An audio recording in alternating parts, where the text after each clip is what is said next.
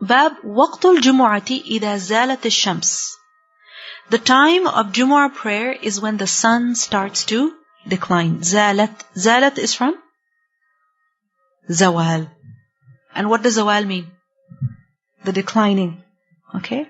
Remember that the sun, when it rises, when you see it rising, okay, it appears on the horizon and it goes up. And then there is a certain point in the day when it's literally above your head. And that's understood as noon time. And that is a time when prayer is not allowed. Remember, there are 3 times when prayer is forbidden, unless there is a cause. And what are those 3 times? Firstly, when the sun is rising. Secondly, when the sun is at the meridian. Okay? And thirdly, when the sun is setting. Alright? So, once the sun reaches its highest point in the sky, okay, then what happens? It begins to decline. So in the morning, once the sun has risen, the shadows are in a particular direction. And then you see those shadows are shrinking until the shadow is right beneath you. Okay? And then what happens? The direction of the shadow, it changes. Why? Because now the sun is going on the opposite direction. So when this happens, إِذَا زَالَتِ الشَّمْسِ, when the sun begins to decline, that is when the time for Salatul Jumu'ah comes in. Meaning, the time for Dhuhr. In other words, in simpler words, the time for Jumu'ah is the time for Dhuhr.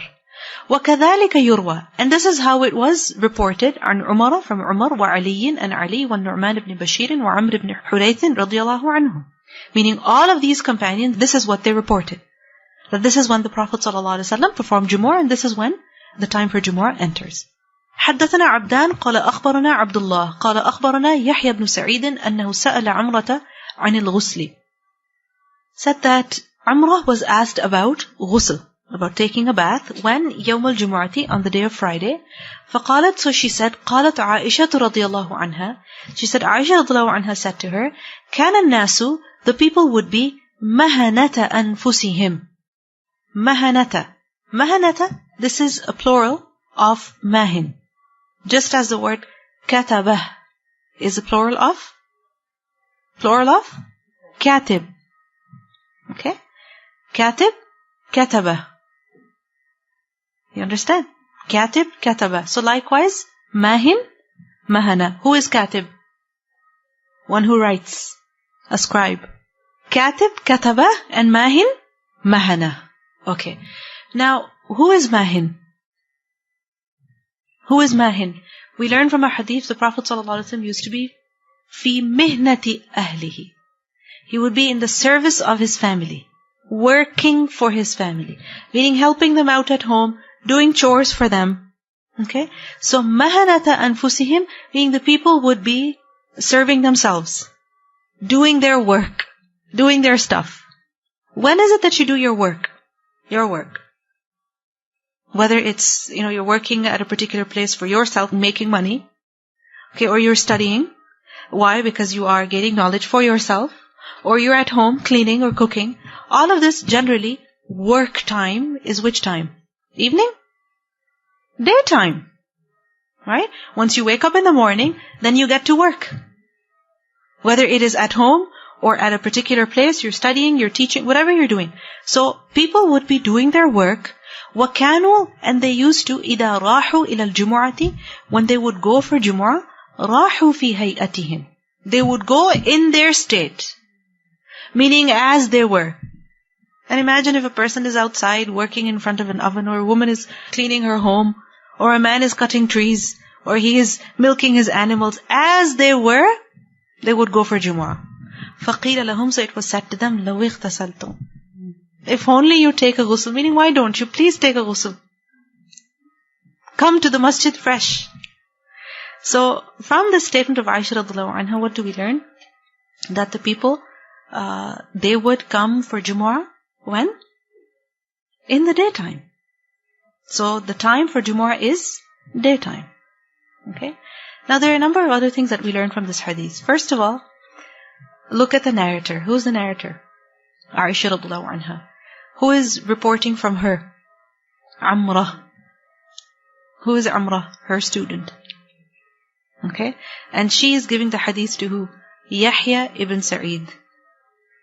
Okay? So you see how men learned from the wives of the Prophet ﷺ, but women also learned. They also took knowledge seriously. They learned and they passed on that knowledge. And look at how Amra, she said that, فَقَالَتْ Aisha رضي الله عنها, that look at Yahya ibn Sa'id. Yahya ibn Sa'id is asking Amra about ghusl. That when should the ghusl be taken on the day of Friday? And she didn't just give an answer, but she used an evidence. Didn't she? She spoke with dalil. So what does this teach us? We should do the same thing. That when people ask us a question, give them a satisfying answer. And what is a satisfying answer? The one which is with evidence. Because otherwise it seems like you are showing yourself as an authority. But we are no authority. Speak with evidence. So Amra, she gave evidence. What else do we learn from this? From this hadith? That how people used to do their work on Friday. And then when the time for prayer came, they left everything and went for salah. So what does it show to us? What lesson do we learn from this? Okay, and before that, use the morning. Use your mornings. Because it shows that the habit of the people was they worked in the daytime. So work during the day. The thing is that when your mind is tired, okay, when your mind is tired, you can still force your body to do some mindless work. But if your body is tired, you can't get your mind to work. Or can you? You can't. This is why it's necessary that during the day, do what is most important to you. Most important. So for example, studying. Do it in the daytime, when you are alert, when you are awake, when you have energy. And then later, at the last part of the day, do things which don't require much mental effort. Like I remember once my mother told me that when she was a student, she would do her laundry last thing at night. Last thing at night. Why? Because your brain is tired, you've been reading, you've been studying all day, your head is hurting literally. And at that time, if you're doing some physical work, that'll help you wake up, first of all. And secondly, that work will get done. But if you do your clothes first, your laundry first, and then you sit down with your books, you can't study like that. So the daytime should be spent in doing more mental work.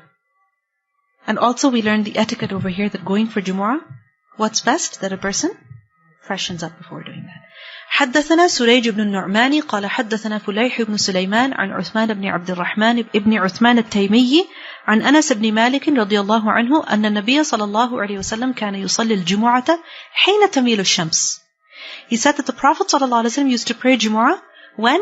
At the time when تميل الشمس, when the sun would decline.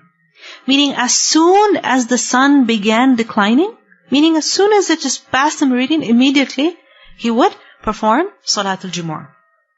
حدثنا عبدان قال أخبرنا عبد الله قال أخبرنا حميد عن أنس قال كنا, he said we used to نبكر بالجمعة. We used to do tabkir with Jumu'ah. What is tabkir? Going early. Meaning we would go early for Jumu'ah, meaning relatively early compared to Zuhr.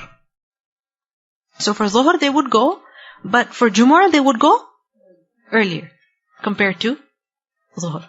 وَنَقِيلُ, and we would take our afternoon nap بَعْدَ الْجُمُعَةِ, after Jumu'ah. Now, there are a couple of things over here. First of all, this hadith shows that Jumu'ah is relatively early compared to Salatul Zuhr. Okay?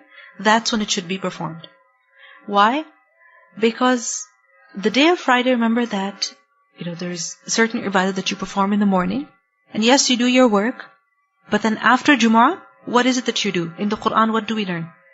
That when the salah is over, then go and do your work.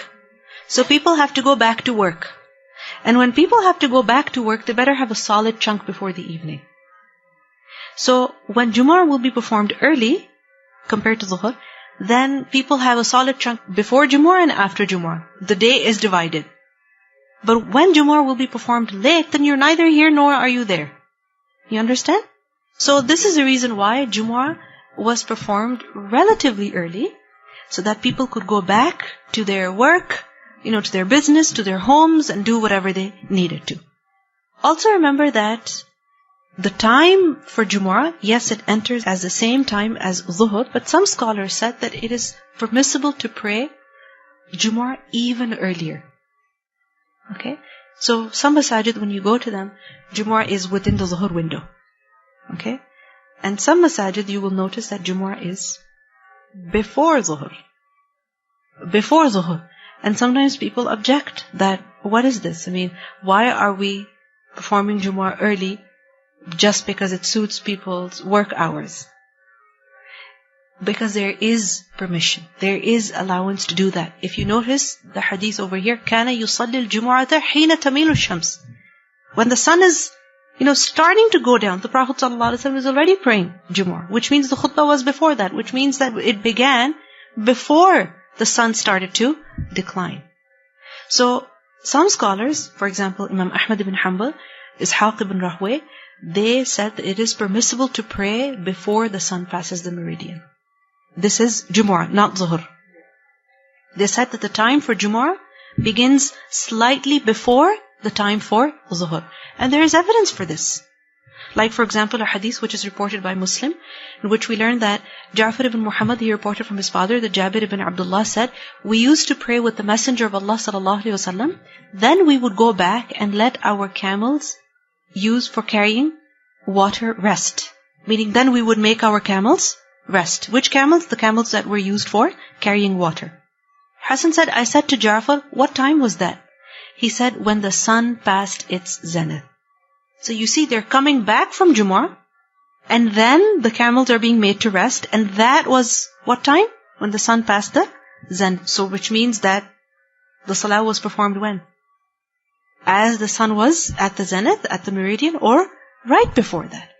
Now remember that for Jumu'ah, people are coming from far off places also. So to make it